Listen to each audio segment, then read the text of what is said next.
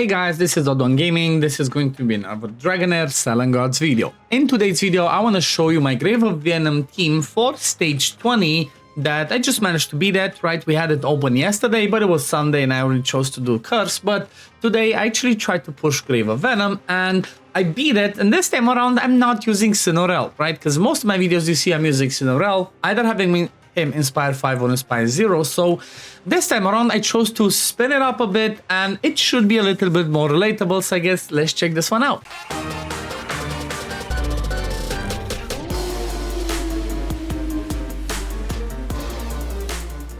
Now, before we jump in the video, I do want to mention that if you want to support me as a content creator and get yourself some free stuff while you're at it, you can use code OddOne that you see over there at the top to support me as a content creator. You can find the link in the description or in the pinned comment of this video. You go to that link, put code OddOne, just make sure it's capital O's for both. Once you do that, you should get some free stuff instantly, and then once you hit level 100, you're gonna get yourself Ward Motto, a Healer Light, and some other free stuff, right? Costs you nothing, helps me a ton, and if you do decide to spend in the game, I get like 2% out of it. But again, even if you don't spend and you're free to play, just do it and get yourself some free stuff, because why not? But let's jump ahead and let's have a look at this team, because I'm pretty excited about it, and honestly, I'm happy to see the fact that I dropped my usual Inspired 5 Cinorel from the team, and I'm not even using Ardreth, right? Ardreth used to be my tank for this team. However, it's a bit quirkier, a little bit trickier, because I don't have the perfect builds, the perfect stats and whatnot. So the reality is, Urion is a better tank, right? Urion as a tank, then I'm gonna have Ogok as a healer, Sheena plus Beldel as the damage dealers, and then the usual Felocia as another support. Now, the reason why, honestly, Urion and Ogok make more sense is because of the elemental affinity, right? This season,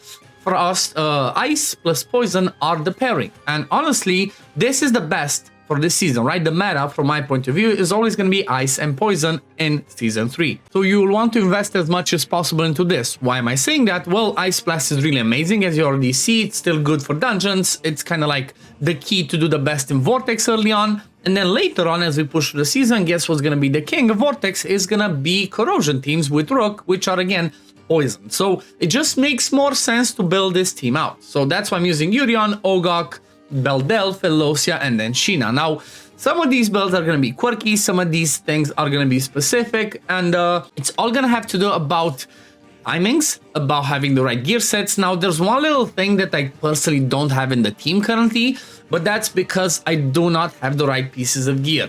And the thing that I'm talking about is that mythic piece of gear that can be a the top chest, right? Not top chest, top piece that kind of says that when the ally takes fatal damage, it kind of puts immortality up for 3 seconds, and then, you know, that can proc every so often. I currently do not have that because there's another interesting set that Urion's wearing that we had in the previous season as well. That's really important. That kind of allows this team to survive, the team to keep going on, and especially allows Urion to keep surviving. And that's the set that says every time he takes damage, he recharges 1% ultimate energy.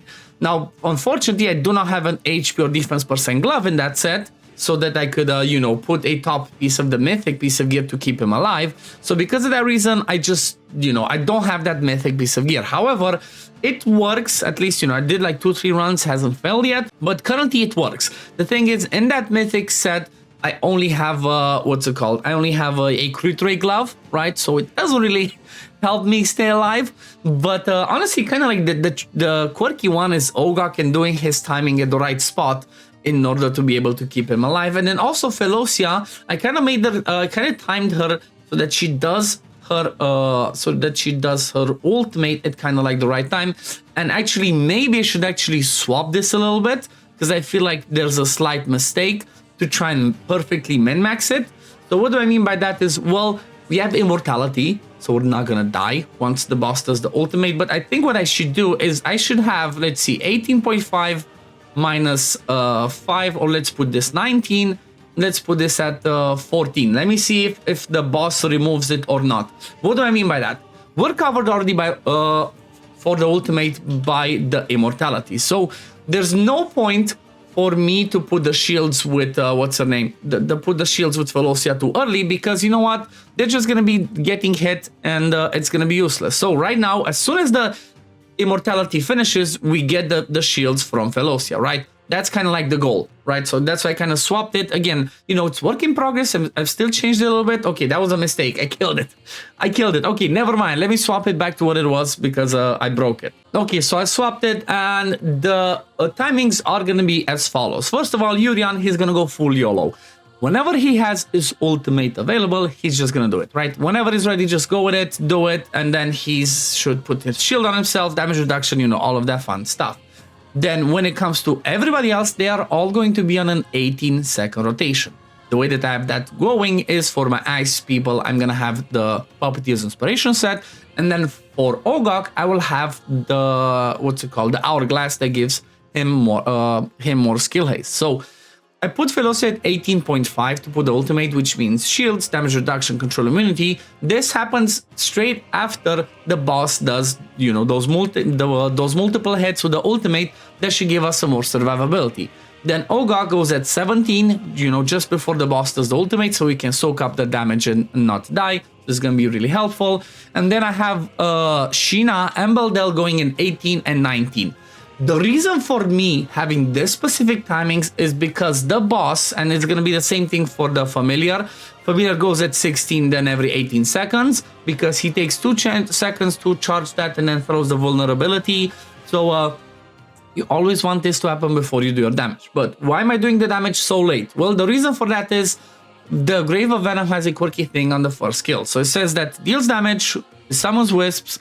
Then for each wisp currently on the field, the monster gains 1 stack of damage reduction for 10 seconds.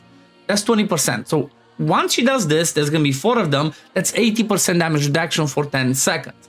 You don't want to hit the boss while that's up. So that's why around, like, I think it's around 18 they fall off. So that's why I kind of chose to do this specific timing. But let me show you exactly what I mean, right? Because if you're going to look, see, the boss did it. Bowman has a damage reduction.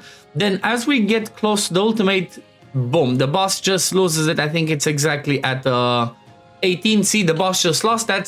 So now's the time for us to do damage, right? Try and do as much damage to the boss as you possibly can. Obviously, I start killing one of the wisps on the side, then I come focus the boss, but that's the way to do it, so you can maximize the damage that you do when you actually can do that. But let me just back out and let me show you the talents. Let me show you the builds, because the builds are going to be really important. So first off, I guess let's start with the talents. I have Sheena max talents. These are really important. This one, get more damage over here, and then this. If you do decide to go with the condensing ice that generates more ice crystals, then you want to get this one that does damage based on overflow ice crystals.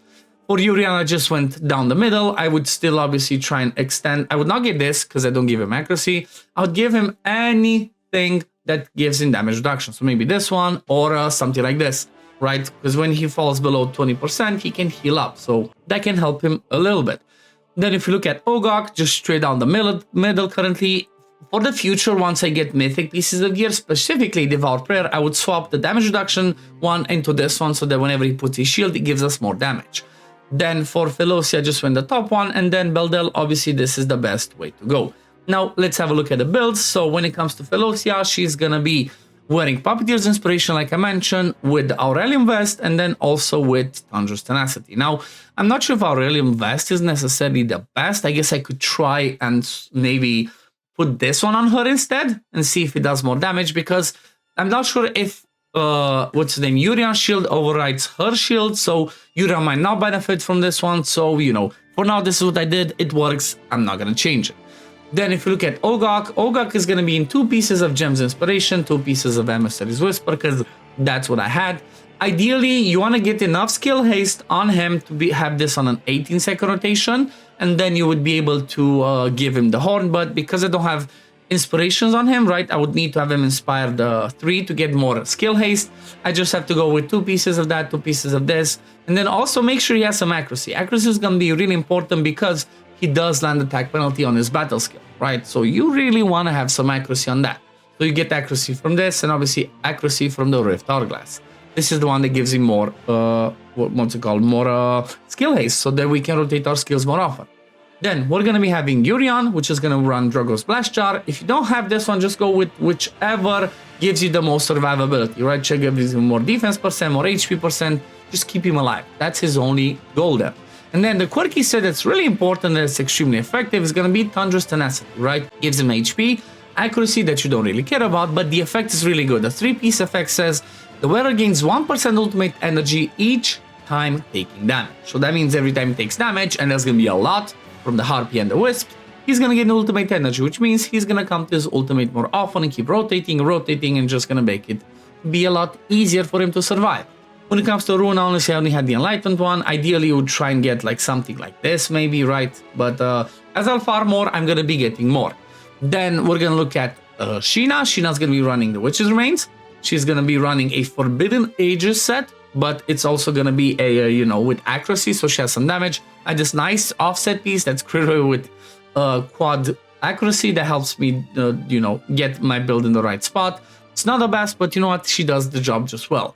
And then we have Beldel, which I don't have the exclusive artifact for her, but I have Blooms of Prina, so I'll take it. Then she's running a Strike the Unprepared, and then she has a Forbidden Aegis. I'm not gonna lie, I have some crazy pieces. Look at this. And then look at this. I just rolled this today. Like, I don't know what's happening this season, but I'm happy with it. You know, these are like pretty good rolls. These are the perfect rolls for her. Obviously, you would want attack percent as well over there, but I'll take the quad crit rates on 2 pieces. Thank you very much. But I think that's pretty much the team, right? That's pretty much the team. That's my stage 20 of the Grave of Venom. Now, I'm going to try and see if I can do the same thing for Grave of Rot. But Grave of Rot is a little bit more tricky and a bit more difficult because of the way that it works. However, I'm going to look into it. And if I manage to do it, I'm going to make a video on it for today, if not for tomorrow or the next day, whenever I beat it. But we're going to leave it at this for now. Thank you for watching. I hope this video was helpful. I hope you enjoyed the fact that, you know, you can actually use Urion, you can use Ogok, because most people after 3 seasons, you should be getting an Ogok because he's so useful everywhere that you should just try and pull him whenever you see him on a banner. But anyway, thanks for watching. Don't forget to like, subscribe, support me as a content creator using code OddOne, and I'm going to see you on the next one. Peace, love, take care, everyone. Bye, guys.